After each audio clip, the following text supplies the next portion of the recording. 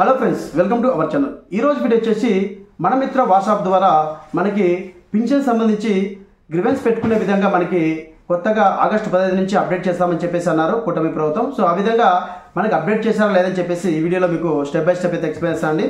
So ముఖ్యంగా వాటి సంబంధించి వాట్సాప్ నెంబర్ అనేది కింద డిస్క్రిప్షన్, అక్కడి నుంచి మీరు డైరెక్ట్ మీ యొక్క వాట్సాప్లో నెంబర్ సేవ్ చేసుకొని మన మిత్ర అని చెప్పేసి, మన మిత్ర గవర్నమెంట్స్ అని చెప్పేసి హాయ్ అని చెప్పి చేస్తే మీకు డేటా అనేది రావడం అయితే జరుగుతుంది. సో ఆ ప్రాసెస్ ఇప్పుడు మనం చూద్దామండి. సో మనకి ఆగస్టు 15న రిలీజ్ చేస్తామని చెప్పేసి అన్నారు. మనకి ఇప్పుడు రిలీజ్ చేశారా లేదని చెప్పేసి ఒకసారి అయితే మనం చెక్ చేద్దాము. సో ముఖ్యంగా ఇక్కడ మనకి మన మిత్ర వాట్సాప్ ద్వారా ఏ సర్వీసులు అనేది చేసుకునే అవకాశం ఇచ్చారో మనం ఒకసారి మనం చెక్ చేద్దామండి. సో ముఖ్యంగా ఇక్కడ డేటా అనేది మొత్తం మనకి క్లియర్గా ఇవ్వడం అయితే జరిగింది.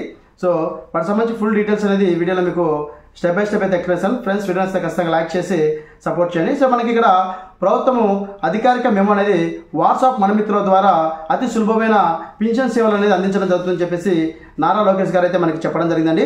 సో ఆంధ్రప్రదేశ్ ప్రభుత్వము పింఛన్దారుల కోసం కొత్త సదుపాయం తీసుకొచ్చిందని చెప్పేసి క్లియర్గా మనకి అప్డేట్ అయితే ఉంది. సో ఇకపై పింఛన్ సమస్యలని పరిష్కారం కోసము కార్యాలయం చుట్టూ తిరగాల్సిన అవసరం లేదని ప్రభుత్వం అందించినటువంటి మన మిత్ర వాట్సాప్ గవర్నెన్స్ ద్వారా మనకి పింఛన్ గ్రివెన్స్ చాలా సులభంగా నమోదు చేసుకోవచ్చు అని చెప్పేసి క్లియర్గా మెన్షన్ చేయండి. ఇప్పుడు మనకి గ్రివెన్స్ అనేది ఓపెన్ అవుతుందో లేదో కూడా మీకు చూపిస్తాను.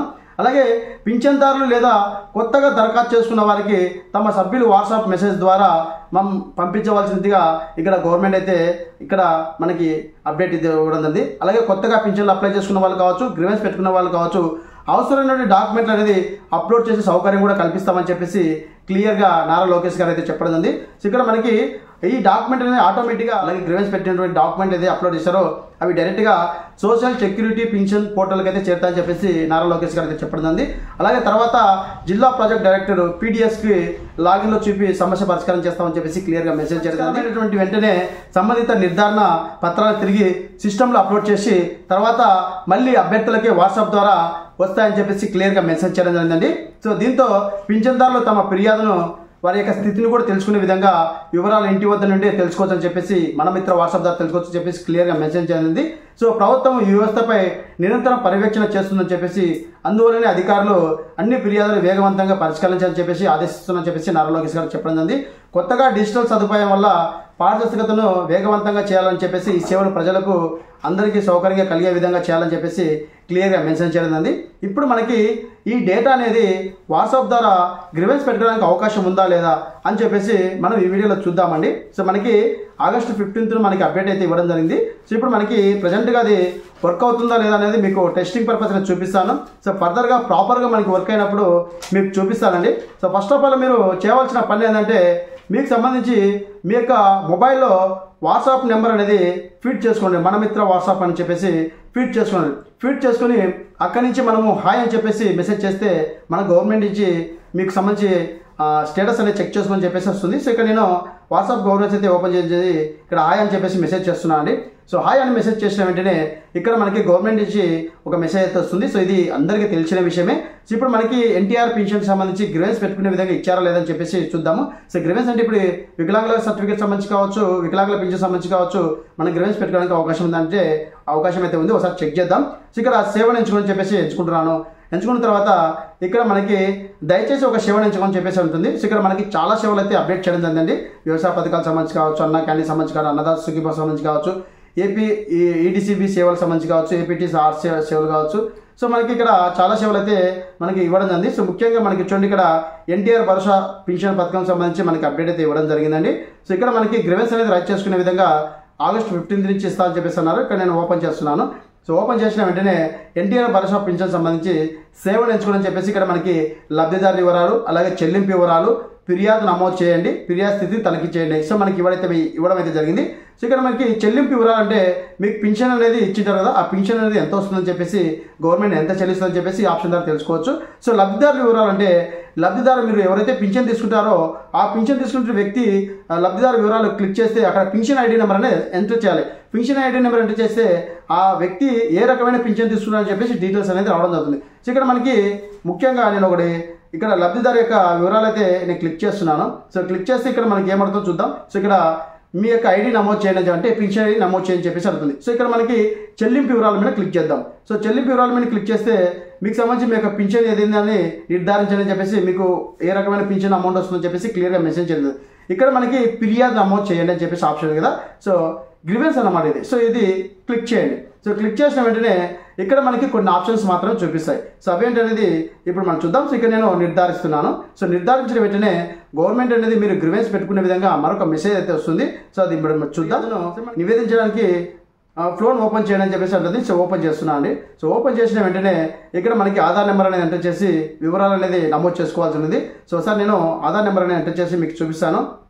పొందపరచడం జరుగుతుంది. సో ఇక్కడ మనకి ఆధార్ నెంబర్ అయితే ఎంటర్ చేయడం జరిగిందండి. సో ఎంటర్ చేసి ఇక్కడ మనకి కొనసాగించండి అని చెప్పేసి ఉంటుంది. సో కొనసాగిస్తే ఏమొస్తుందో చూద్దాం. సో మీకు ఈ విధంగా అయితే చూపిస్తున్నాను. సో ఫెయిల్డ్ అని చెప్పేసి రావడం. మరొకసారి అయితే అంటే నా పేరు మీద పెన్షన్ లేదు కాబట్టి మీకు చూపిస్తాను. మరొకసారి అయితే నేను హాయ్ అని చెప్పేసి మెసేజ్ చేస్తున్నాను అండి. సో మెసేజ్ చేసి మీకు మరొకసారి చూపిస్తాను. సో ఇక్కడ మనకి డీటెయిల్స్ అనేవి ప్రాపర్గా ఇంకా ఓపెన్ కాలేదు. సో నేను మరొకసారి సేవను అయితే ఎంచుకుంటున్నాను.